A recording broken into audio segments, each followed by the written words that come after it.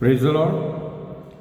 पुन्हा एकदा आपणा सर्वांचं मी येशू प्रार्थना भवनमध्ये पास्टर प्रीतिराज बनकर तुम्हा सर्वांचं स्वागत करतो.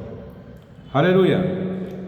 प्रियांनो, परमेश्वराने तुम्हाला आजच्या या सुंदर दिवसासाठी परमेश्वराने तुम्हाला उपयोगी आणलं आणि आजचा हा सुंदर दिवस तुमच्या आणि माझ्या जीवनामध्ये देवाने दिला की आपण सर्वांनी मिळून त्या परमेश्वराचा धन्यवाद करावा. हो प्रियांनो, आजचा हा जो रविवारचा दिवस आपल्या प्रत्येकासाठी परमेश्वराने दिला, हा धन्यवाद करण्यासाठीच दिलेला आहे. आणि आपण सर्वजण जेव्हा परमेश्वराचा धन्यवाद करतो, परमेश्वर तुम्हाविषयी आणि माझ्याविषयी खूप आणि खूप आनंदी होतो. आणि तो परमेश्वर चांगला आहे, वचनाचा देव आहे आणि जितक्यांनी त्याच्यावर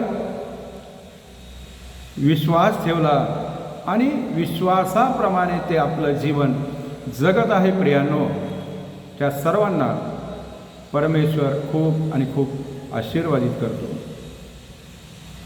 जे नवीन पण आहेत त्यांच्यासाठी पण देवाचा आशीर्वाद आहे. जसे जसे जे कोणी व्यक्ती, जे कोणी निवडलेले त्याचे प्रियजन विश्वासामध्ये दृढ होत जातात, त्याप्रमाणे परमेश्वर त्यांच्या जीवनामध्ये कार्य करतो. आमेन. तर प्रियांनो, यावेळेस आपण आज वचनाला सुरुवात करत असताना खरोखर परमेश्वर जे आज वचन आहे आणि त्या वचनाला की खरोखर परमेश्वर आपल्याला त्याने या जगामध्ये, देवाने आपल्याला या जगामध्ये त्याचे कामकरी म्हणून ठेवलेलं आहे. आणि कामकरी, सेवाकरी, चाकर, नौकर, दास हे त्याचे एक समानार्थी शब्द आहेत. तर प्रियांनो, यावेळेस मी देवाचे कामकरी हा विषय घेऊन येत असताना पुन्हा एकदा मी तुम्हाला विनंती करतो की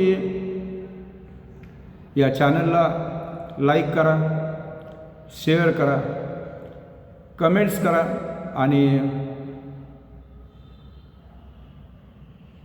आपल्या मित्रपरिवारापर्यंत पाठवा. देवाचं वचन गाजवा. कोणी प्रत्येकाला देवाने वेगवेगळ्या प्रकारचं काम दिलं आणि ते काम आपण आपल्या कामामध्ये आपण चोख बजावलं पाहिजे. तर प्रियांनो, मी आशा करतो तुम्ही याची स्वीकृती पण करताच, त्याबद्दल धन्यवाद. आमेन. तर प्रियांनो, आजचा जो माझा विषय आहे की मत्ती शुभवर्तमान आणि याचा 9 अध्याय आणि 9 अध्यायामध्ये या ठिकाणी आपण पाहतो की 35 वचनापासून 38 वचनापर्यंत प्रभू येशू ख्रिस्ताने हे वचन या ठिकाणी लिहिलेलं आहे, बोललेलं आहे. आणि हे वचन आहे असं: नंतर येशू त्यांच्या सभास्थानात शिकवित, राज्याच्या सुवार्तेची घोषणा करीत आणि सर्व प्रकारचे रोग, सर्व प्रकारची दुखणी बरी करत नगरातून व गावातून फिरत होता. प्रभू येशू ख्रिस्त मंदिरामध्ये पण देवाच्या राज्याची सुवार्तेची घोषणा आणि त्याचबरोबर लोकांसाठी प्रार्थना, आजारांना बरं करणं आणि शहरामधून, नगरामधून आणि गावागावातून तो सेवा करत फिरत होता. आणि सेवा करत फिरत असताना मग प्रभू येशू ख्रिस्त या याला लोकांचा कळवळा येतो. प्रभू येशू ख्रिस्ताला लोकांचा कळवळा येतो आणि तेव्हा लोकसमुदायाला पाहून त्याला कळवळा आला. जेव्हा येशू रस्त्याने चालत आहे, फिरत आहे, लोकांचे दुखणे बरं करत आहे, त्यांना तो काउन्सिलिंग पण करत आहे, समजावून पण सांगवत आहे, शिकवत पण आहे आणि या सगळ्या गोष्टी तो करत असताना त्याला लोकांकडे पाहून त्याच्या मनामध्ये फार तळमळ झाली, त्याला फार कळवळा आला. आणि का कळवळा आला?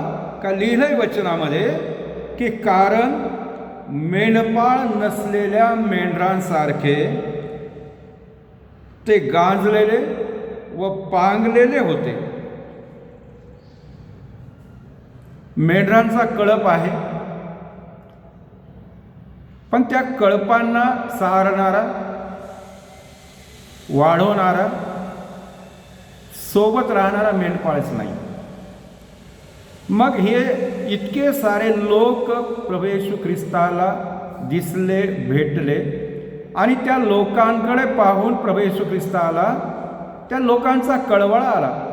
आणि कळवळा आला कारण ते गांजलेले होते. कशाने गांजलेले होते? दुःखाने, त्रासाने, परिस्थितीने, आजाराने, वेगवेगळ्या प्रकारच्या गोष्टीने ते गांजलेले होते आणि ते पांगलेले होते. ते विश्वासामध्ये असोत की नसोत, परंतु त्या विश्वासणाऱ्यांच्या पासून, देवाचं वचन ऐकणाऱ्यांपासून ते पांगलेले होते. ते देवापासून दूर होते. भटकलेल्यासारखं त्यांचं जीवन होतं.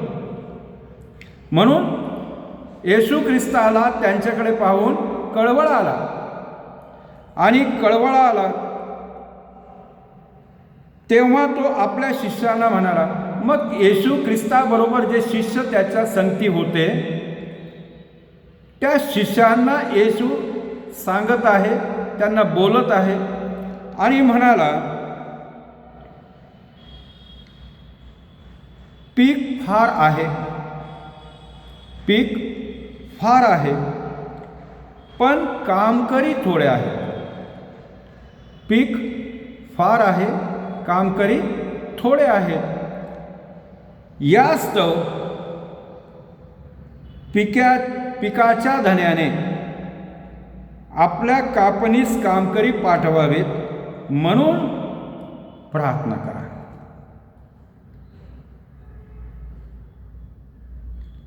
पिकाच्या धनाने एक गोष्ट आहे कामकरी आणि दुसरं आहे पीक.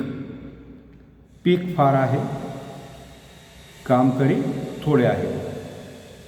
मग प्रियांनो, आज हे वचन तुमच्यासाठी, माझ्यासाठी आणि ऐकणाऱ्या सर्व माझ्या प्रिय बहीण भावांसाठी की परमेश्वर आपल्याला या वचनामधून काय शिकवत आहे.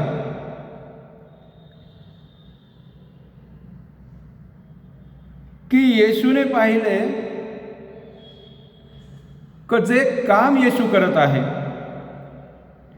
लोकांना बरे करण्याचं, जे पांगलेले आहेत त्यांना एकत्र करण्याचं आणि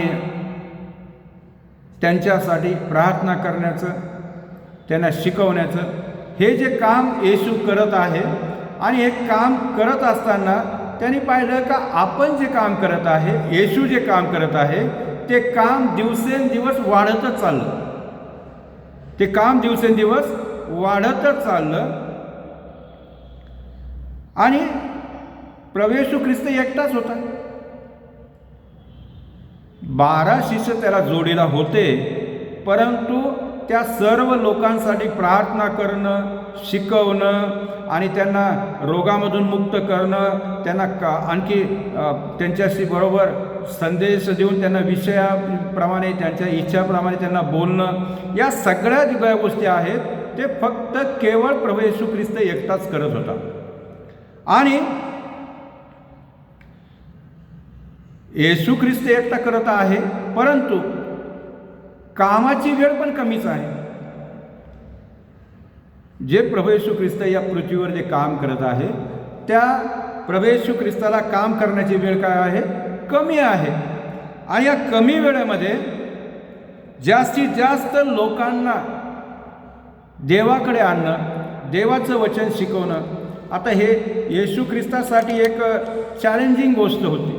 येशू ख्रिस्ताला कुठली चॅलेंज लागत नाही, परंतु जगामध्ये जो मानव रूपामध्ये आलेला आहे आणि मानवामध्ये वस्ती केलेली आहे, मानवासारखा राहत आहे, म्हणून त्याच्यासाठी एक आता ही वेळ, त्याची इच्छा आहे की जो वेळ माझ्याकडे आहे त्या वेळेमध्ये भरपूर काम व्हायला पाहिजे. आणि लोकांची संख्या वाढत आहे आणि जशी जशी संख्या वाढती, लोकांच्या समस्या, प्रॉब्लेम्स, दुःख, त्रास, जशा त्यांच्यासाठी तो सारखा प्रार्थना करत आहे, रात्रंदिवस त्यांच्यासाठी त्यांची सेवा करत आहे, आणि एवढं सगळं करत असतानाही लोकांचे थवेच्या थवे, झुंडच्या झुंड त्याच्या मागे आहे. आणि मग त्या लोकांकडे पाहून त्याला कळवळा आला,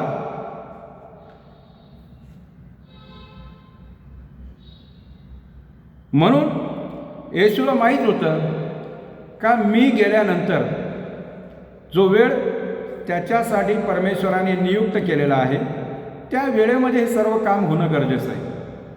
आणि ती वेळ जेव्हा येईल आणि येशू हे संसार, हे जग सोडून निघून जाईल, त्या निघून गेल्यानंतर या ठिकाणी काम करी असणं फार गरजेचं आहे. लोक आहेत, गर्दी आहेत, व्यथा आहेत, समस्या आहेत, आजार आहेत, दुःख आहेत, त्रास आहेत, बंधनं आहेत, सगळं आहेत, परंतु काम करीच नसतील तर. म्हणून येशूला या सर्व गोष्टीची चिंता होती आणि म्हणून तो म्हणत आहे आपल्या शिष्यांना की पीक फार आहे, कामकरी थोडे आहेत. ही चिंता त्याला होती, त्याला कळवळा वाटला आणि आपल्या शिष्यांना तो प्रार्थना करण्यास सांगत आहे. आमेन.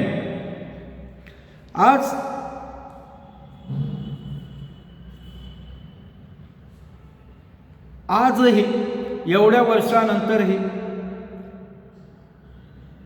लोकांची परिस्थिती बदललेली नाही.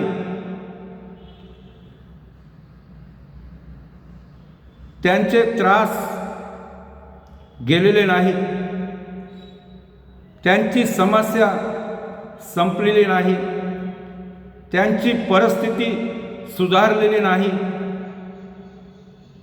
दुःखाने त्रस्त, आजाराने त्रस्त, परिस्थितीने पिळून निघालेले आहेत.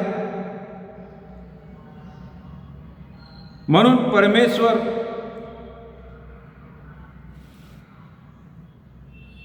या आजही अशा लोकांकडे पाहून त्या प्रभू येशू ख्रिस्ताला या लोकांविषयी काळजी आहे, त्याला कळवळा वाटतो हो.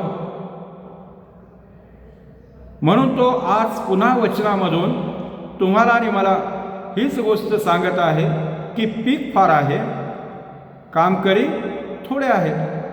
आणि आपण सर्वांनी मिळून त्या पिकाचा जो धनी आहे त्या धन्याकडे काय करायचे, आपण प्रार्थना करायची, परमेश्वराला सांगायचं की या ठिकाणी भरपूर अशी परिस्थिती आहे, लोक त्या परिस्थितीला पिळवटून निघालेले आहेत, त्यांच्या जीवनामध्ये दुःखाने ते फार त्यांचे हाल करून टाकलेले आहेत, बंधनं पण आहेत. त्या समस्यामधून त्यांना सोडविण्यासाठी किंवा त्यांच्यासाठी प्रार्थना करणारा प्रार्थना योद्धा, जसं की प्रभू येशू ख्रिस्ताने सांगितलं का त्यांच्यासाठी कामकरी पाठवावेत. Praise the Lord. म्हणून तो म्हणत आहे का मेंढपाळ नसलेल्या मेंढरांसारखे ते कष्टी व पांगलेले आहेत, दुःखी आहेत.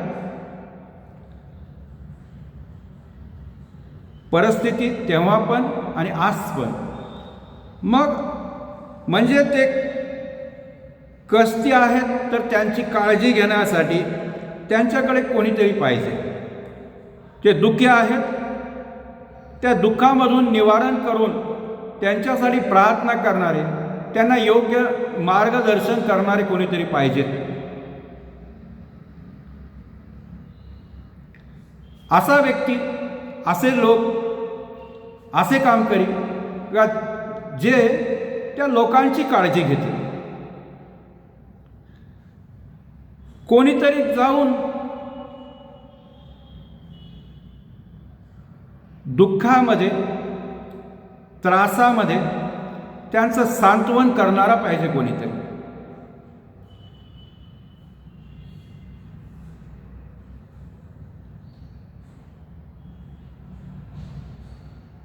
जे आजाराने पिळवटून निघाले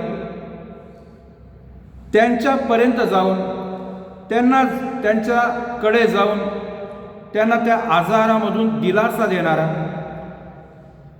आजारांसाठी प्रार्थना करणारा कोणीतरी पाहिजे. आणि ह्या प्रभूची इच्छा आहे की असे लोक उभं राहिले पाहिजे. प्रभू येशू ख्रिस्ताची इच्छा आहे की आजही तीच परिस्थिती आहे, आजही ती समस्या आहे. तर प्रभू येशू ख्रिस्ताची इच्छा आहे की असे लोक उभे राहिले पाहिजे की ते जाऊन देवाचं कार्य करतील. कोणाचं? परमेश्वराचं कार्य करतील, देवाचं कार्य करतील. प्रभू येशू ख्रिस्ताची इच्छा आहे. स्वतःचं कार्य नाही, स्वतःचं नाव मोठं नाही, स्वतःचा मोठेपणा नाही, तर कामकरीचा अर्थ हाच आहे का तो प्रभू येशू ख्रिस्ताचा, परम परमेश्वर पित्याचा दास. हा दास मालकापेक्षा मोठा नसतो, स्वामीपेक्षा मोठा नसतो. म्हणून तो दासासारखंच राहिलं पाहिजे. म्हणून त्या लोकांसाठी प्रार्थना करणारा कामकरी, जो परमेश्वराची सेवा करेल, येशू ख्रिस्ताचं वचन गाजवेल, अशाच प्रकारचा व्यक्ती परमेश्वर शोधत आहे.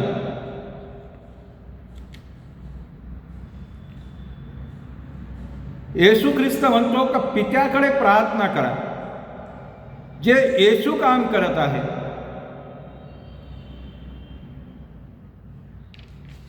तेच काम पूर्ण होण्यास अवधी आहे. यासाठी अजून कामकरी पाठवावेत. देवाचं राज्य वाढलं पाहिजे. पित्याकडे शिष्यांना सांगितलं प्रार्थना करायला. पीक फार म्हणजे पुष्कळ लोक आहेत, पुष्कळ समस्या आहेत, खूप लोक त्रासामध्ये पण आहेत, पण कामकरी थोडे. म्हणून कामकरी पाठवावेत अशी प्रार्थना. आता आपण सेवेमध्ये उभे राहणे फार गरजेचं आहे. येशू ख्रिस्तासाठी सेवेमध्ये उभा राहणं फार गरजेचं आहे. एक मेंढपाळ जास्त मेंढरांची काळजी घेऊ शकत नाही. एक मेंढपाळ जास्त मेंढरांची काळजी घेऊ शकत नाही. येशू, आता हा शब्द किंवा हा विचार जगाच्या पद्धतीप्रमाणे, परंतु त्यामध्ये एक सत्य आहे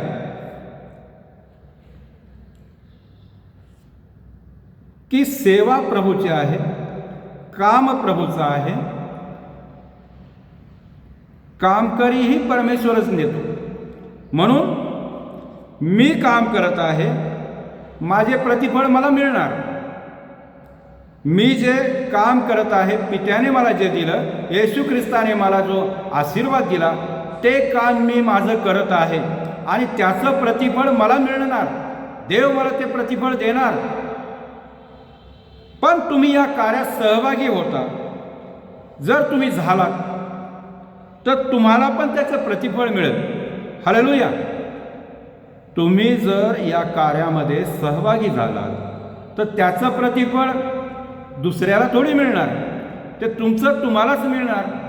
कारण आपलं काम आपली साक्ष देणार. Praise the Lord. म्हणून प्रियांनो, देवाच्या राज्यामध्ये काम करणारे कामकरी परमेश्वराला हवे आहेत. देवाच्या राज्यामध्ये काम करणारे कामकरी परमेश्वराला हवे आहेत. जर येशू म्हणाला असताना, येशूने एक शब्द जर बोलला असता, जर प्रभू येशू ख्रिस्त त्या वादळाला बोलू शकतो, जर प्रभू येशू ख्रिस्त त्या सागराला बोलू शकतो, हवेला सांगू शकतो, तर तो प्रभू येशू ख्रिस्त एक शब्द जर बोलला असताना आजारांना धमकावलं असतं, जगातल्या साऱ्या आजारांना.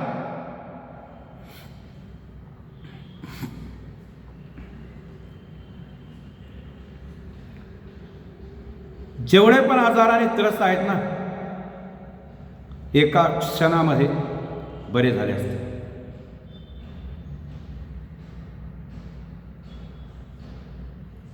काहीच गरज नाही, प्रभू फक्त शब्द बोलला, सगळं झालं असतं. पण विचार करा, मग तुमच्या आणि माझ्या वाट्याला काय आलं असतं?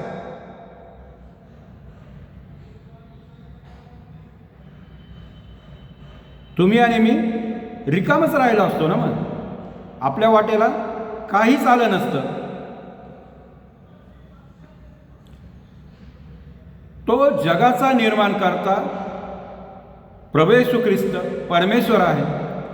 अहो, त्याला कोणाच्या सपोर्टची गरज नाही आहे, त्याला कोणी मदतनीस पाहिजे याची गरज नाही. त्याला तो विदाउट सपोर्ट सगळं काही कार्य करू शकतो.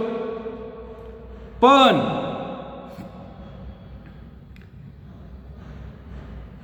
त्याची इच्छा आहे,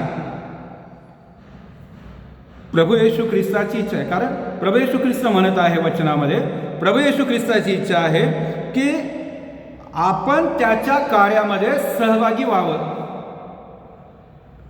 त्याचं कार्य आपण सर्वांनी मिळून करावं. परमेश्वराला सहभागिता फार आवडते. तो सहभागितेमध्ये वसणारा परमेश्वर आहे. थोडासा डोक्याला ताण द्या, विचार करा. जर परमेश्वराला सहभागिता नको असती तर त्याने त्या एदेन बागेमध्ये आदाम हवेला भेटायला आला नसता. खरं आहे का नाही? रोज तो त्यांच्यामध्ये त्यांना भेटण्यासाठी, त्यांच्याबरोबर बोलण्यासाठी, त्यांच्या संगती राहण्यासाठी रोज परमेश्वर त्या बागेमध्ये येत होता. त्या परमेश्वराला मानवाबरोबरची सहभागिता फार आवडते. कारण त्याने तुम्हाला आणि मला त्याच्या प्रतिरूपाचं बनविलेलं आहे. म्हणून या कार्याला करण्यासाठी प्रभू येशू ख्रिस्त आपल्या पित्याकडे शिष्यांना विनंती प्रार्थना करण्यास सांगतो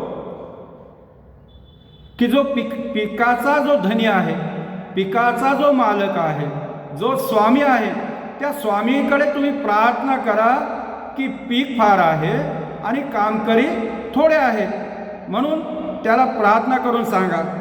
आता ही प्रार्थना मग किती जणांना, किती लोकांना वाटतंय का आपण प्रभूची सेवा केली पाहिजे? शिष्यांनी प्रार्थना केली आणि स्वतः सेवेमध्ये सहभागी झाले आणि त्या शिष्यांनी केलेली सेवा, जी सेवा प्रभू येशू ख्रिस्ताच्या द्वारे सुरू झाली, ती शिष्यांनी पुढे नेली. शिष्यांनी शिष्य असे करत करत ही सेवा, हे वचन आज तुमच्या आणि माझ्यापर्यंत आलं.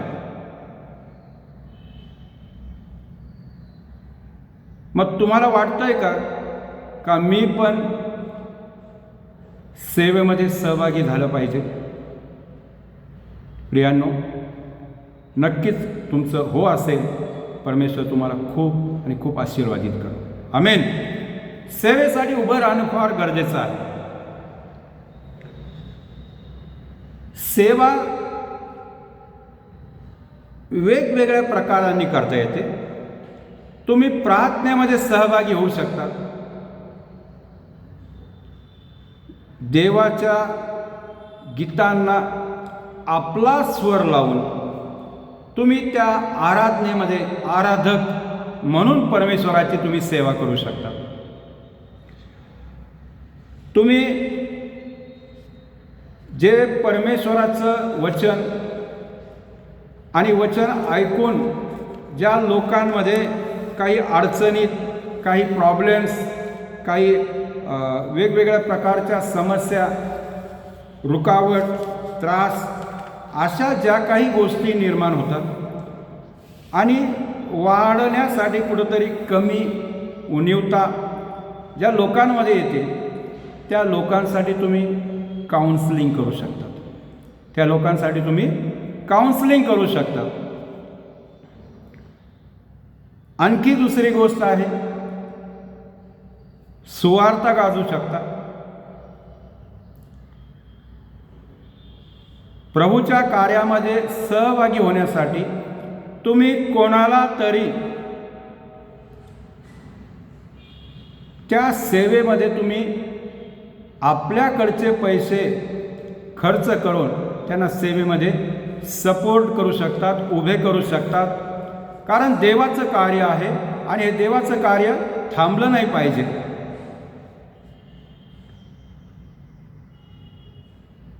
वेगवेगळ्या प्रकारची सेवा आहे आणि सर्वात महत्त्वाची सेवा,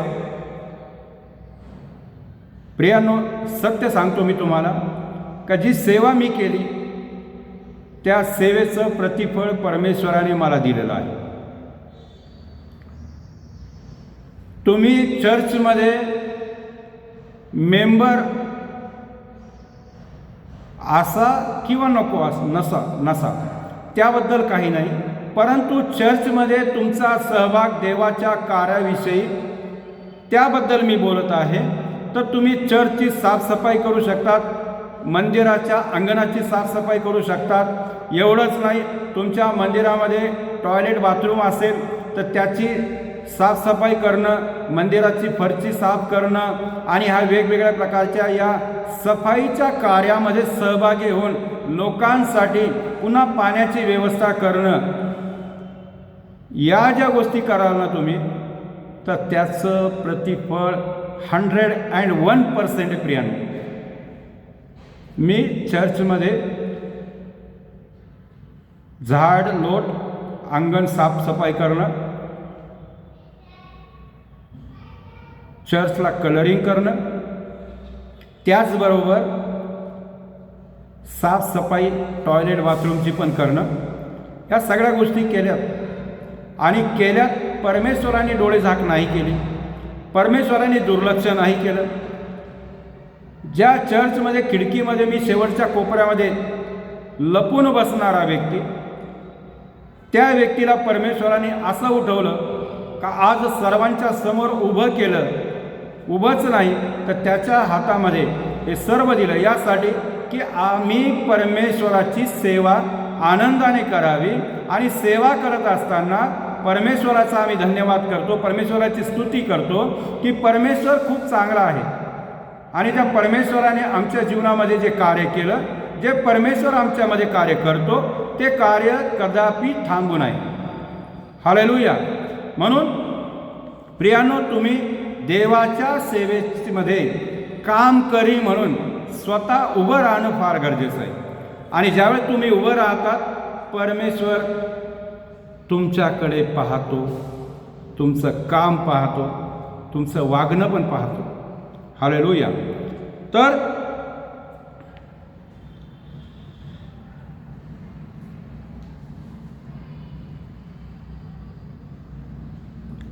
आम्हाला माहीत आहे की प्रभूच्या येण्याचा समय जवळ आला.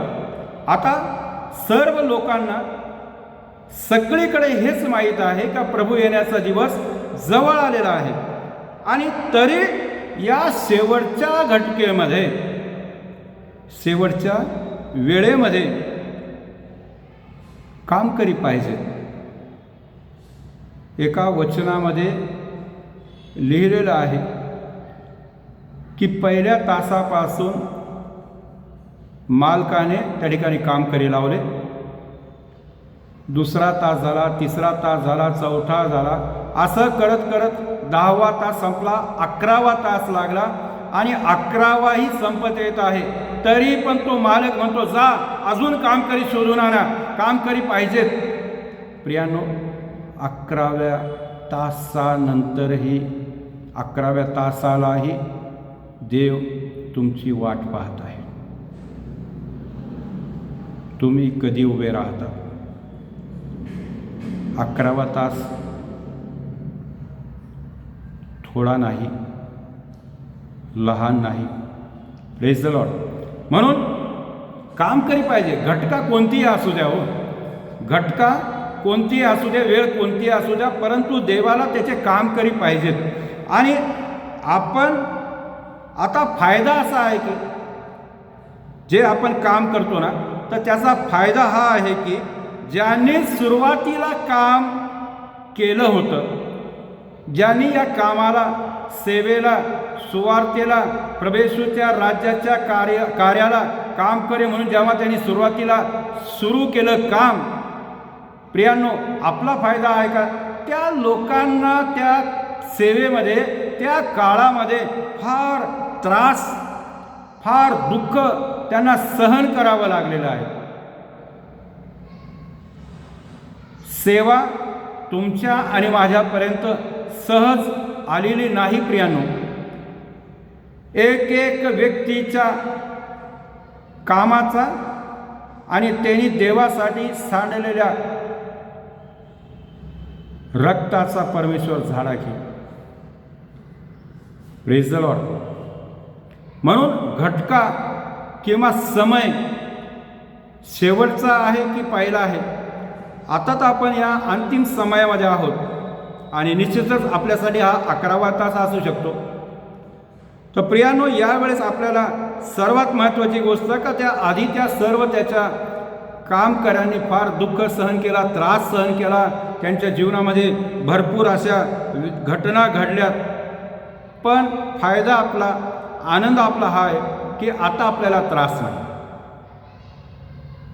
आता आपल्याला दुःख नाही.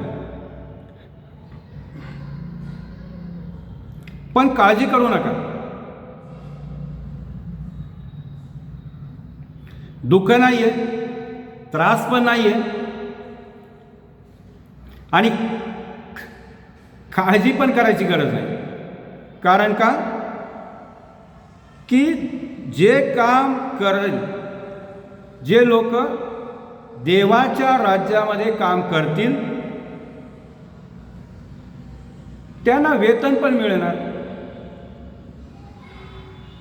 जे काम केलं तेच वेतन मिळेल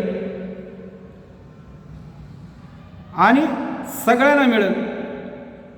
जे कामकरी म्हणून उभा राहिले प्रत्येकाला देवाच्या राज्यामध्ये वेतन मिळणार. परमेश्वर देव कोणाला रिकामं ठेवत नाही. हालेलुया.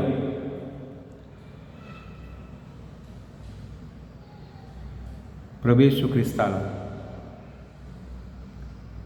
कामकरी म्हणून जेव्हा तुम्ही उभे राहतात परमेश्वरासाठी, एक एक आत्मा फार महत्वाचा आहे प्रियांनो. एक आत्म्याची किंमत, एक आत्मा तुम्ही देवा स्वर्गाच्या राज्यामध्ये आणाल ना, तुम्हाला प्रतिफळ त्याचं मिळणार, तुम्ही रिकामे राहणार नाही, याचं वेतन तुम्हाला मिळणार. आज ही सुवर्ण संधी आहे, वेळ आहे.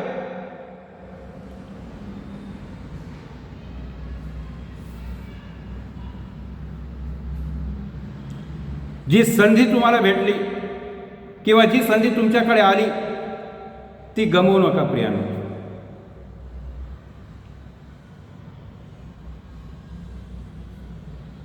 या शेवटच्या काळात आपण देवाचे गौरव करण्याकरिता उभे राहिलं पाहिजे. नुसतंच मुखाने शेवटचा काळ बोलून फायदा नाहीये. तर या शेवटच्या काळामध्ये परमेश्वराचे, प्रभू येशू ख्रिस्ताचे गौरव करण्यासाठी तुम्हाला आणि मला उभं राहणं फार गरजेचं आहे. आणि जेव्हा आपण उभा राहतो ना, कारण शेवटी प्रभू तुम्हाला आणि मला विचारणार,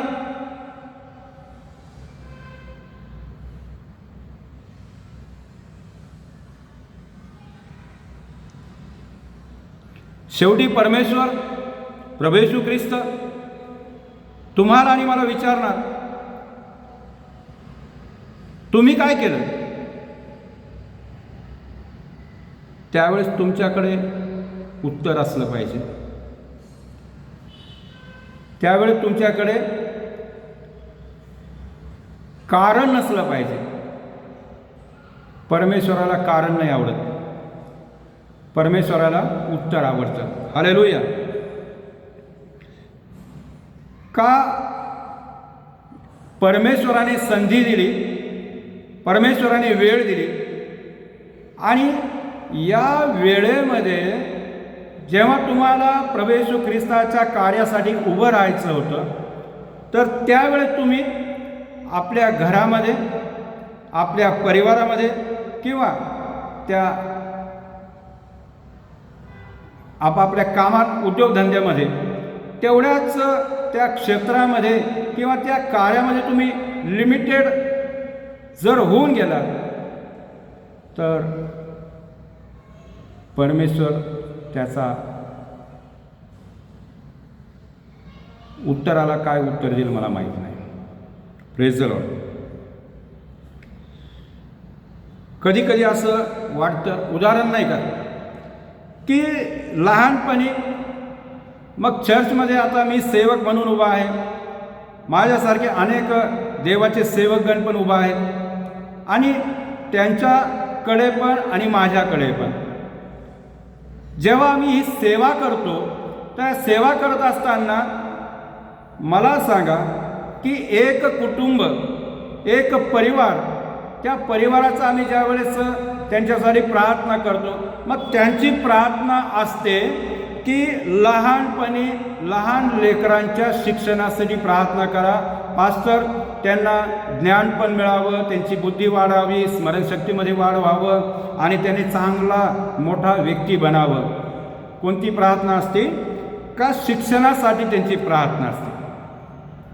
नंतर शिक्षण कंप्लीट होतं, आता तो लहानसा मोठा होतो, तरुण होतो, आणि तरुण वयामध्ये प्रत्येकजण आपल्या स्वतःसाठी पण आणि आपल्या परिवारासाठी पण मग ते कामासाठी धडपड करतात, जॉब शोधतात, आणि मग त्यांचे आईवडील किंवा ते स्वतः पुन्हा पास्टरांकडे येतात आणि म्हणतात, पाळक साहेब आमच्यासाठी प्रार्थना करा की याला चांगलं काम लागलं पाहिजे. पहिली प्रार्थना शिक्षणासाठी, दुसरी प्रार्थना आहे जॉबसाठी, चांगला जॉब मिळावा.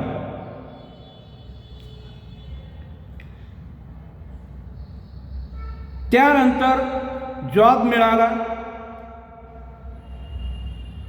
चांगला पगार, चांगलं काम करू लागला, पण त्या व्यक्तीला देवाकडे प्रार्थना करण्यासाठी वेळ नाही.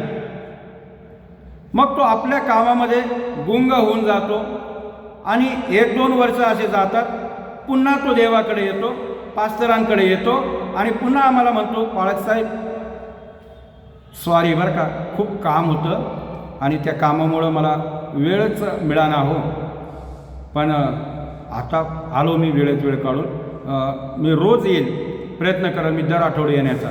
आणि अहो त्याचा प्रयत्न नसतो हो, हा कोणाला फसवता. तो येतो त्यावेळेस पाळक साहेबांकडे, आता शिक्षण झालं, जॉब लागला, चांगली नोकरी लागली, पैसे यायला लागले, आणि आता तो पाळक साहेबांकडे प्रार्थना विनंती देत आहे की आता माझं व्यवस्थित आहे, आता माझ्यासाठी एक मला मुलगी मिळावी, लवकर माझं लग्न व्हावं, यासाठी ते प्रार्थना. कशासाठी? लग्नासाठी. पालकांना प्रार्थना केली आणि काही दिवसानंतर त्याचं लग्न पण झालं. लग्न व्यवस्थित पार पाडलं. आता दोघं पती पत्नी चांगल्या प्रकारे संसार करत आहेत, चांगल्या प्रकारे जीवन जगत आहे. आणि त्यांच्या संसाराला, त्या संसाराच्या बागेला फुलच नाही हो. वेल वाढत चालला पण त्या वेलाला फुलच नाही. पुन्हा पाळक साहेबांकडे, पाळक साहेब या मुलांच्या लग्नाला 2 वर्ष झाले, 4 वर्ष झाले, 5 वर्ष झाले, आता त्यांना लेकरच होत नाही, त्याच्यासाठी प्रार्थना करा. कशासाठी? का लेकरवाळ होण्यासाठी. मग अशा प्रकारे की लेकरासाठी प्रार्थना, आणि लेकरासाठी प्रार्थना झाली, देवाने लेकरू दिलं, ते बाळ वाढत जातं, मग शाळेमध्ये त्याला टाकलं जातं, शाळेमध्ये शिक्षण घ्यायला लागतं, आणि पुन्हा प्रार्थना बाळाच्या शिक्षणासाठी. म्हणजे हे जगामध्ये ही सायकल, संसाराची जी सायकल आहे ही अशाच प्रकारे चालू राहणार. बाळाचं, तरुणाचं लग्न, नोकरीचं लग्न, लग्नाचे, त्याच्यानंतर लेकरं आणि लेकराचे पुन्हा शिक्षण, ही सायकल अशीच चालू राहणार आहे प्रियांनो. परंतु यामध्ये एकही शब्द असा नाही का पाळक साहेब माझ्यासाठी प्रार्थना करा, मला देवाच्या सेवेमध्ये काम करी म्हणून उभं राहायचं आहे. पाळक साहेब माझ्यासाठी प्रार्थना करा, माझ्या डोक्यावर हात ठेवा की मला देवाने सेवेसाठी वेगळं करावं. एक प्रार्थना विनंती नाही राजा. आणि प्रभू येशू ख्रिस्त आपल्या पित्याकडे प्रार्थना करत आहे, पीक फार आहे, काम करी पाठवा. प्रियांनो, एक वचन वाचूया.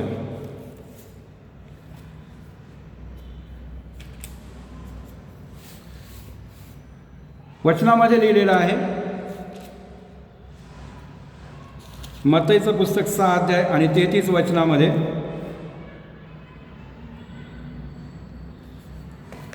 सर्वांना माहीत असणारं वचन, तुम्ही पहिल्याने त्याची धार्मिकता आणि नीतिमत्व मिळवण्याचा प्रयत्न करा, झटा त्यासाठी.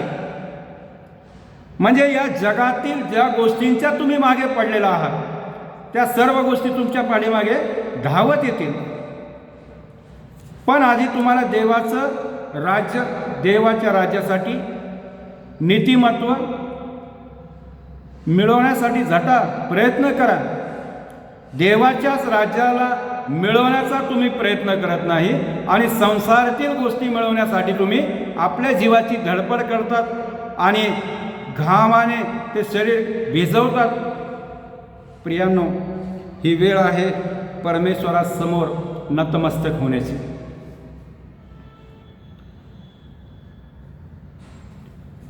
आणखी एक वचन आहे की मत्तई शुभवर्तनामध्येच 20 अध्याय आणि त्या ठिकाणी 9 वचनामध्ये त्या ठिकाणी प्रभू येशू ख्रिस्त आपल्याला वचनामधून काही गोष्टी आपल्याला सांगत आहे, काही गोष्टी आपल्याला प्रगट करत आहे, आणि ते गोष्ट तुमच्या आणि माझ्यासाठी फार आणि फार महत्त्वाची आहे.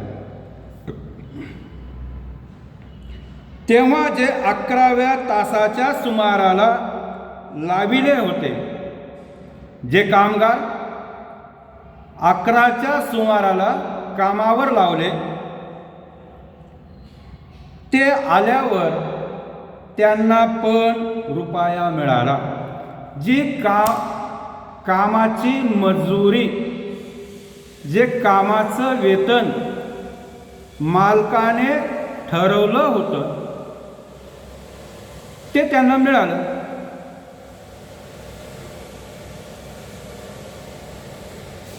आता वचन 12 मध्ये या ठिकाणी त्या शेवटल्याने 1 तास काम केले. 11व्या तासाला आले ना, मग त्यांनी 1 तास काम केलं आणि लोक ओरडायला लागले की आम्ही दिवसभर उन्हातानात कष्ट केले आहे. आम्ही दिवसभर उन्हातानामध्ये काय केलं? कष्ट केलेले आहेत आणि आम्हास व त्या 11व्या तासास आलेल्या लोकांस एकसारखंच मजुरी का? एकसारखंच आम्हाला का लेखलं? प्रियांनो, परमेश्वर पक्षपात करत नाही. आमचा देव पक्षपाती नाही.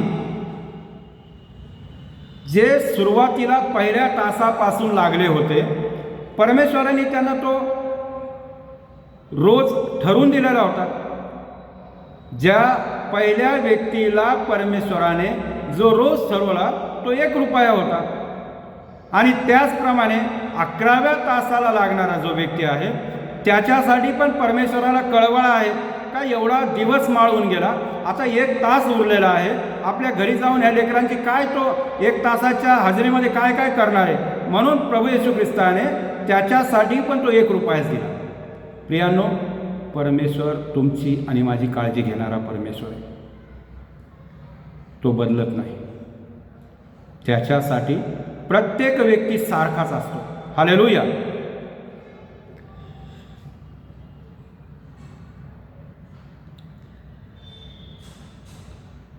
अनेक जण म्हणतील का मी तास न तास दिवसभर खूप श्रम केलेला आहे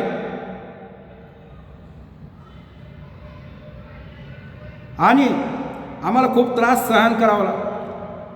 अहो, त्यांना आणि त्यांच्यामध्ये फरक नाही केला परमेश्वराने, वेतन सारखंच दिलं. आज हा त्रास परमेश्वर आज तुम्हाला आणि मला या गोष्टीमध्ये बोलतो, चालतो, शिकवतो की तुम्हाला पण काम करायचं आहे आणि तुम्ही काम करी म्हणून ज्यावेळेस उभं राहणार तर त्यावेळेस परमेश्वर तुमची काळजी घेणार, तुम्हाला रिकामं नाही ठेवणार. तुम्हाला पण त्याचं प्रतिफळ, त्याचं वेतन तुम्हाला परमेश्वर देणार. आता येशू ख्रिस्त नवीन करारामध्ये म्हणजे या ठिकाणी एक गोष्ट आपल्याला महत्त्वाची गोष्ट सांगत आहे की येशू म्हणतो माझा वधस्तंभ घेऊन चाला. येशू म्हणतो माझा वधस्तंभ घेऊन माझ्या मागे या.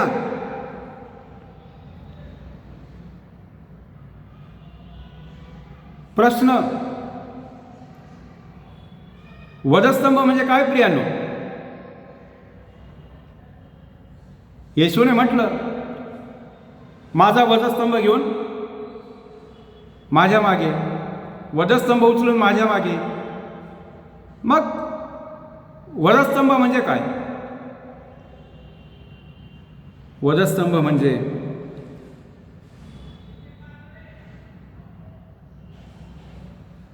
दुःखाची वाट. वधस्तंभ म्हणजे दुःखाची वाट आणि असीम शांती. जग देत नाही, परंतु येशू ख्रिस्त तुम्हाला आणि मला ती शांती देतो, असीम शांती. कारण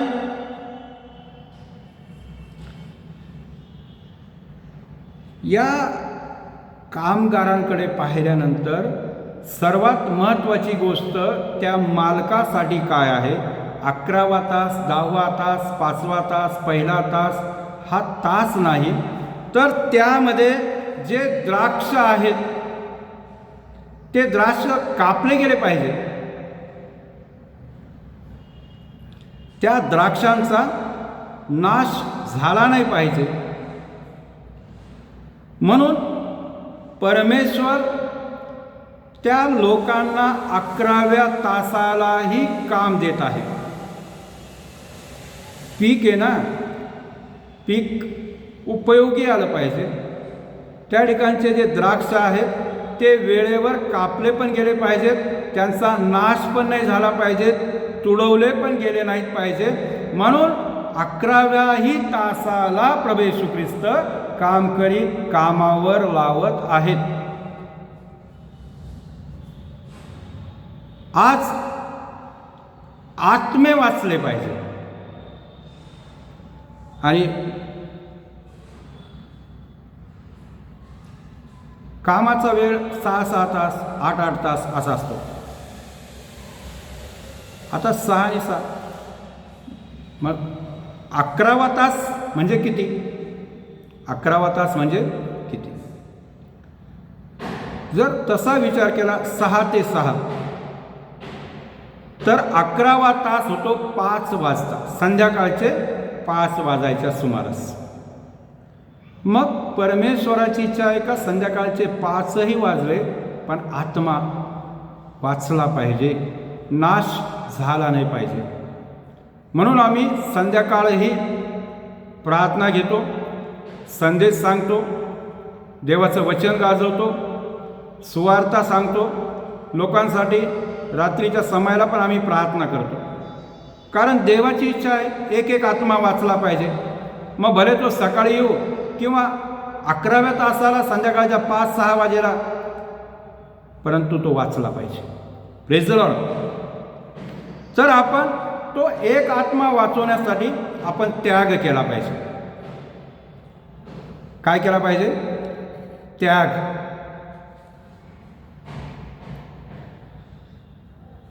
देवासाठी वेळ दिला पाहिजे. त्याग कोणत्या गोष्टीचा करायचा? की आपल्याला जगातल्या गोष्टीचा त्याग करून, जगातल्या गोष्टीचा त्याग करून देवासाठी आपल्याला वेळ द्यायचा आहे. जगातल्या गोष्टी तुमच्या आणि माझ्यासाठी महत्त्वाच्या नाही प्रियानो. जगातल्या गोष्टी तुमच्या आणि माझ्यासाठी जास्त महत्त्वाच्या नाही ते, परंतु महत्त्वाचं हे आहे की त्या प्रभू येशू ख्रिस्तासाठी आपल्याला काही सांसारिक गोष्टींचा त्याग करावा लागेल. मग त्या ठिकाणी सर्वात पहिली गोष्ट आहे का वेळेचा त्याग. देवासाठी आपण वेळ दिला पाहिजे. येशू ख्रिस्तासाठी आपण काय केला पाहिजे? वेळ दिला पाहिजे. 59 लूक शुभवर्तमान याचा 9वा अध्याय 59 ते 62 वचनापर्यंत आपण हे वचन वाचत आहोत. त्याने दुसऱ्या एकाला म्हटले, माझ्या मागे ये. परत तो म्हणाला, प्रभूजी, पहिल्याने मला माझ्या बापाचा पुरावायला जाऊ द्या, माझ्या बापाला पुरायला जाऊ द्या. तो त्याला म्हणाला, मेलेल्यांना आपल्या मेलेल्यास पुरू दे. तू जाऊन देवाच्या राज्याचं घोषणा कर. येशू ख्रिस्ताने त्याला सांगितलं का जे मेलेले आहेत ते आपल्या मेलेल्यांमध्ये त्यांना ते पुरू दे, त्यांचं काम त्यांना करू दे. तू मात्र वेगळा आहे. आता तू काय कर? जाऊन आपल्या देवाच्या राज्याची घोषणा कर, सुवार्ता सांग.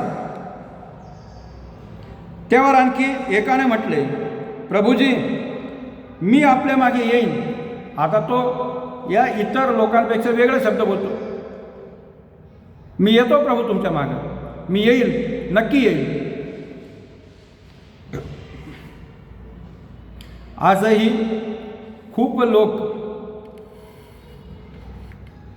मला किंवा आम्हाला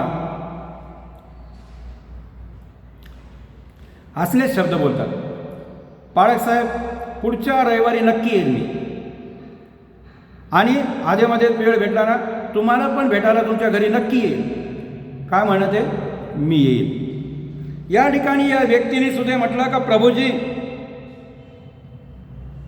आपल्या मागे येईल, परंतु पहिल्याने मला माझ्या घरच्या माणसांना निरोप घेऊ द्या. घरच्या माणसांचा निरोप घेऊ द्या. येशूने त्याला म्हटले, जर कोणी नागराला हात घालतो आणि मागं पाहतो तो देवाच्या राज्याचा उपयोगी नाही. जो नांगराला हात घालतो आणि मागे वळून पुन्हा पाहतो तो देवाच्या कार्याला, देवाच्या राज्याच्या कार्याला उपयोगी नाही प्रियानो. मग तुम्ही आणि मी तसं आहोत का? आपल्यामध्ये कोणी व्यक्ती असा आहे का देवाचं कार्य करायचं, नांगराला हात घालायचा, परंतु मागे पाहायचं, काहीतरी कारण सांगायचं, आता नाही पुढच्या वेळेस, आता नाही पुढच्या वेळेस. देवाला ही गोष्ट आवडत नाही. देव त्या व्यक्तीसाठी दार बंद करतो.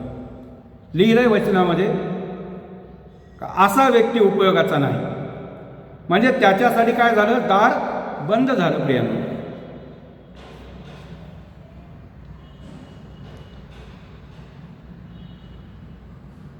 माझ्या मागे ये, जो मागे पाहतो तो देवाच्या राज्याचा उपयोगी नाही. मग देवाने तुम्हाला निवडलं त्याच्या कार्यासाठी, तर आता मागे वळून पाहायचं नाही. देवाच्या कार्यासाठी निवडलंय ना, मग मागे काय वळून पाहायचं आपल्याला?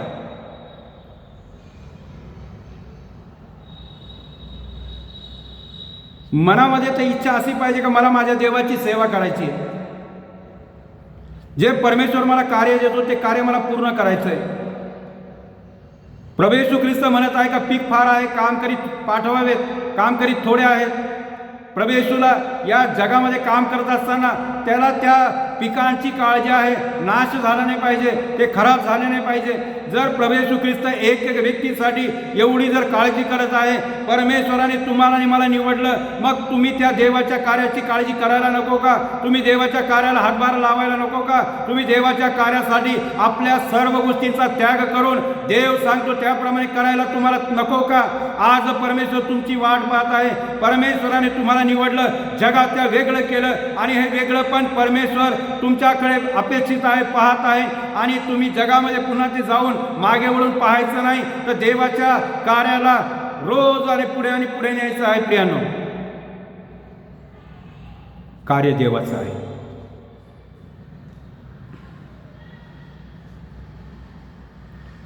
जर यदा कदाचित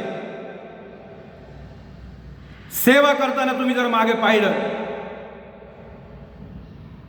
तुमची सेवा त्याच ठिकाणी ठप्प होऊन जाईल, सेवा वाढणार नाही. कारण का तुम्ही नांगराला हात घातला आणि मागे वळून पाहतात. सेवेला वधस्तंभ उचलला आणि मागे वळून पाहत आहेत. परमेश्वर ती सेवा आशीर्वादित करत नाही. प्रियांनो, लक्षात ठेवा, परमेश्वर वचनाचा देव आहे, गंभीर आहे. तो साधारण नाही, साधारण घेऊ पण नका. प्रभू येशू ख्रिस्ताने तर तुमच्या आणि माझ्यासाठी किंमत मोजलेली आहे. उगाच त्याने जगापासून आपल्याला वेगळं नाही केलं. प्रियानो, एक गोष्ट आहे,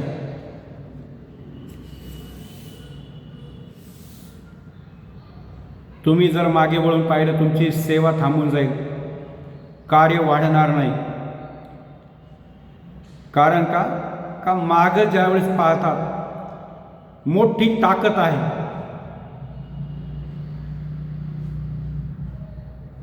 आणि ती ताकद तुम्हाला मागे खेचणार, पुढे जाऊ देणार नाही. म्हणून येशू या वचनामधून आपल्याला शिकवतो का एक वेळ तू सेवेला हात घातला ना, सेवेमध्ये उभा राहिला ना, मागं वळून पाहू नको. येशू ख्रिस्ताला माहीत आहे का पाठीमागं मोठी ताकद आहे आणि ती पुन्हा याला संसारामध्ये ओढेल, पुन्हा त्याला जुन्या गोष्टीमध्ये टाकेल, अडकवेल. म्हणून येशू स्पष्टपणे म्हणतो का मागे पाहू नका. उदाहरणामध्ये तुम्हाला सांगतो प्रियांनो, सर्वांना माहीत आहे त्या सदोम आणि गमोरामध्ये अग्नीचा वर्षाव करण्यापूर्वी देवाने आपल्या देवदूतांच्या द्वारे लोट आणि त्याच्या कुटुंबाची सुटका केली आणि ओढून ताडून त्यांना बाहेर काढलं प्रियांनो, नगराच्या बाहेर काढलं. आणि जेव्हा नगराच्या बाहेर काढलं त्यावेळेस आपल्याला पाहायला मिळतं की जी लोटची पत्नी होती तिने मागे वळून पाहिलं. लोटच्या बायकोने मागे वळून पाहिलं. आणि बायबल आम्हाला शिकवतं का त्याच वेळेस ती मिठाचा खांब बनली.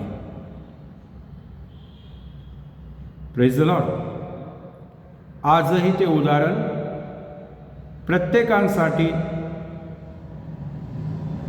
मागे पाहणाऱ्यांसाठी आहे. कारण का मागे मोठी ताकद आहे आणि ती ताकद तुम्हाला पुन्हा त्या पहिल्या जागेवर खेचेल, घेऊन जाईल, अडकवून टाकेल, मन भटकावून टाकेल. यासाठी प्रभू येशू ख्रिस्त वारंवार तीच गोष्ट आम्हाला शिकवतो की मागे वळून पाहू नका. ज्याने नांगराला हात घातला त्याने फिरून मागे वळून पाहू नका. मग तुम्ही सेवेला उभा राहिले, सेवेला हात लावला, आता मागे उभून पाहू नका. एक मोठी दरी आहे.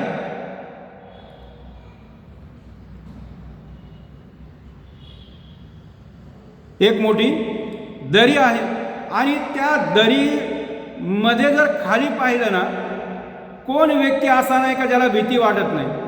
प्रत्येकाला त्या दरीमध्ये खाली पाहिल्यानंतर भीती वाटते. मग आपण त्याला सल्ला देतो, त्या व्यक्तीसाठी आपण शिकवतो, म्हणतो खाली पाहूच नको, तुला भीती वाटणार नाही. आणि तसाच तो शांतपणे काय कर, पुढे चालत राहा.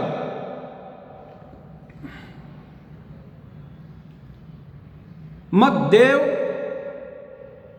देवाचे सेवक आपल्या सर्वांना हा सल्ला देतात की देवामध्ये पुढे आणि पुढे चालत राहा, मागे पाहू नको. मागे पाहशील तर पापात पडशील, मागे पाहशील तर पापात पडशील. म्हणून सेवकांचा सल्ला प्रत्येकाने मानलं पाहिजे, कारण हा सेवकांचा नाही, देवाचा सल्ला आहे.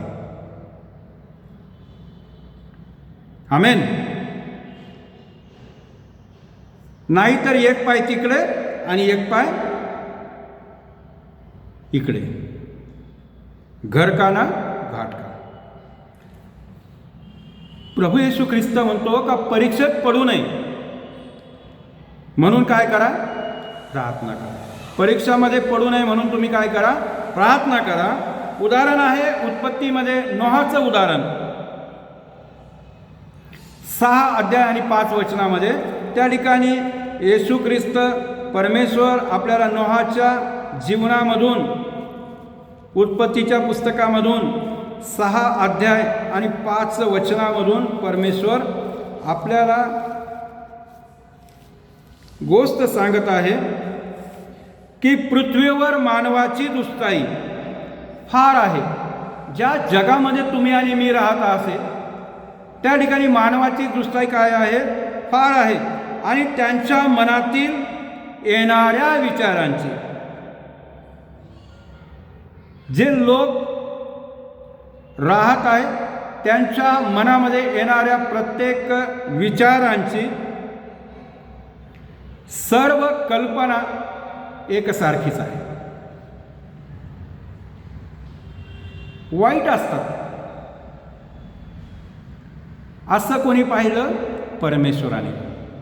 म्हणून परमेश्वर आपल्याला काय करतो, सल्ला देतो की मागे वळून पाहू नका, नाहीतर तुम्ही पापामध्ये पडाल. आता हे जे मी नोहाचं उदाहरण सांगितलं, यामध्ये 5 वचनामध्ये लिहिलं का ते जगातले लोक फार वाईट, मनातील विचार वाईट. मग अशा लोकांमध्ये नोहा राहत असताना तो परमेश्वराच्या कार्याला त्याने हात लावला आणि परमेश्वराचं कार्य करत असताना म्हणून त्याने मागे वळून नाही पाहिलं. बायबलमध्ये लिहिलं उत्पत्ती 6 अध्याय आणि 8 वचनामध्ये का देवाची कृपादृष्टी नोहावर होती. मग आज तुम्ही या जगामध्ये राहत असताना देवाची कृपादृष्टी, देवाचा हात तुमच्यावर राहणार नाही का? परमेश्वर जर त्याच्या कार्यामध्ये त्यांनी तुम्हाला सहभागी केलं तर त्याचा आशीर्वाद पण तुमच्यावर राहणार. म्हणून प्रियानो, मागे पाहू नका.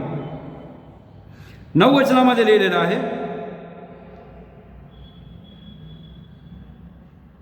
नोहा आपल्या काळच्या लोकांमध्ये, वाईट लोकांमध्ये राहत आहे. आपल्या त्या काळामध्ये, नोहाच्या काळामध्ये सर्व लोक वाईट विचारांचे, त्यांच्या मनामध्ये येणाऱ्या सर्व कल्पना वाईट होत्या. आणि अशा लोकांमध्ये राहत असतानाही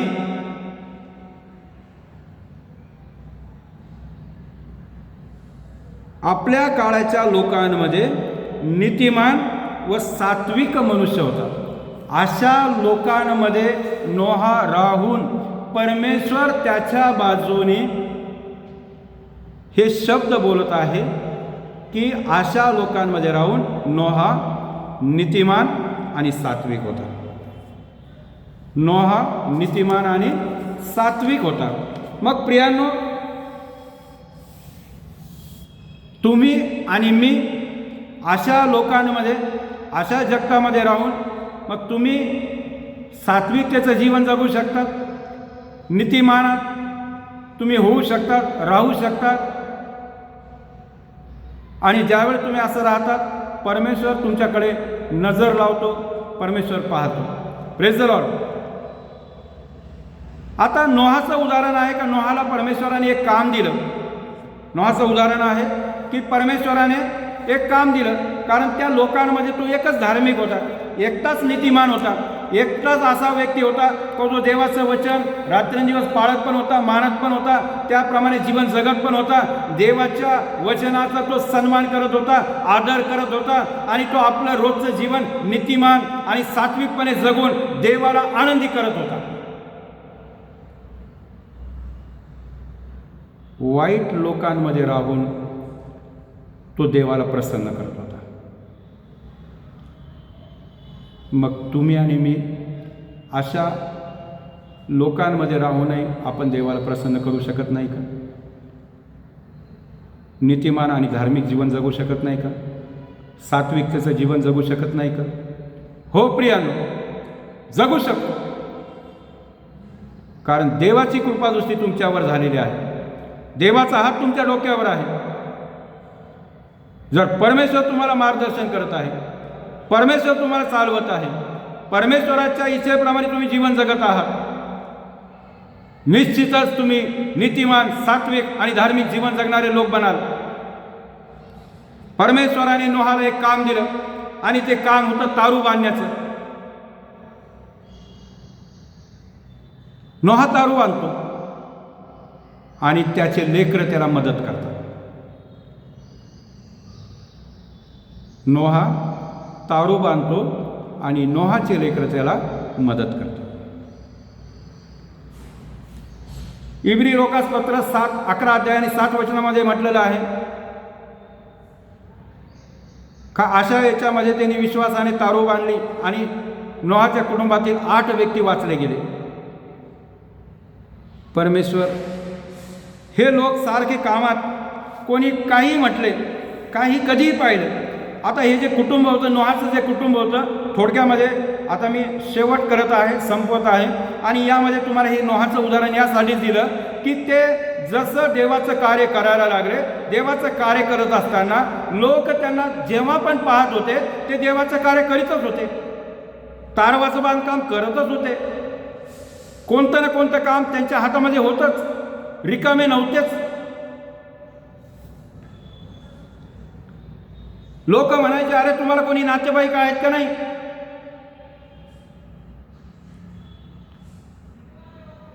तुम्हाला कोणी सोबतीला आहे का नाही? तुमचा परिवार आहे का नाही? नोहाचा परिवार वेगळा, परंतु नातेवाईक, त्याचे सर्व लोक त्यापासून तर वेगळे झाले. देवाचं कार्य करू लागले, रात्रंदिवस मेहनत करत आहे. कधी पण लोकांनी पाहिलं तर त्यांच्या हातामध्ये काम आहे, काम करताना ते दिसत आहेत.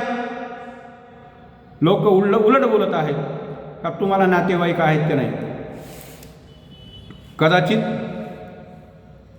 तुम्हालाही आणि मलाही लोक असा सवाल, असा प्रश्न करतील, काय एवढ्या सेवेमध्ये तुम्ही गुंग झाले, तुम्हाला कोणी नातेवाईक आहेत की नाही. परंतु प्रियांनो, त्यांच्या शब्दाकडे लक्ष देऊ नका, त्यांच्या बोलण्याकडे आपला कान लावू नका. Praise the Lord.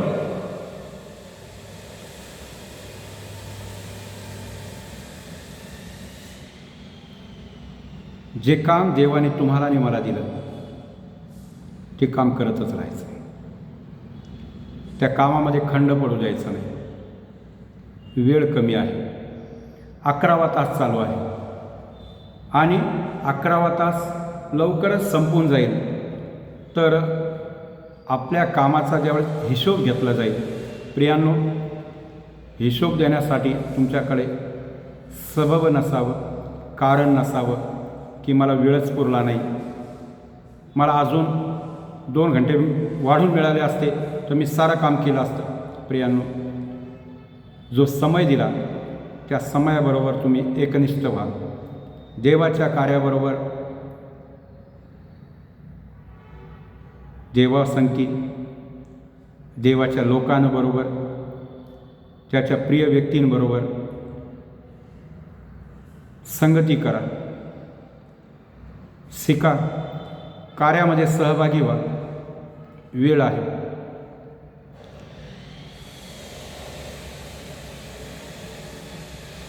नोहाच्या काळामध्ये लोकांनी त्याला नावं ठेवले. नोहा आणि त्याचे पुत्र लगातार सारखे काम करत राहिले. देवाने त्याचं प्रतिफळ त्यांना दिलं. बायबलमध्ये लिहिलं का साऱ्या जगाचा नाश झाला आणि नोहाचं कुटुंब मात्र वाचलं गेलं. हे प्रतिफळ आहे प्रियांनो. नोहाचं कुटुंब वाचणं हे त्याच्यासाठी प्रतिफळ आहे. आज तुमचं आणि माझं कुटुंब वाचलं गेलं पाहिजे. समय कमी आहे. त्यांनी देवाचं ऐकलं, जगाचं नाही ऐकलं. त्यांनी देवाचं ऐकलं, जगाचं ऐकलं नाही.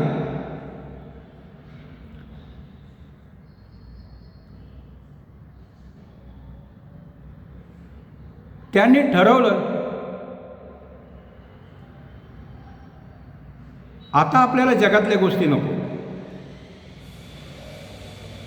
आपण देवाच्या गोष्टीमध्ये देवाचं वचन घेऊन आपण त्या गोष्टी पाहू. आणि प्रियांनो, त्यांनी तसंच केलं. म्हणून बायबलमध्ये लिहिलं का देवाचं संपूर्ण कुटुंब वाचलं आणि देवाने त्याला खूप आशीर्वादित केलं.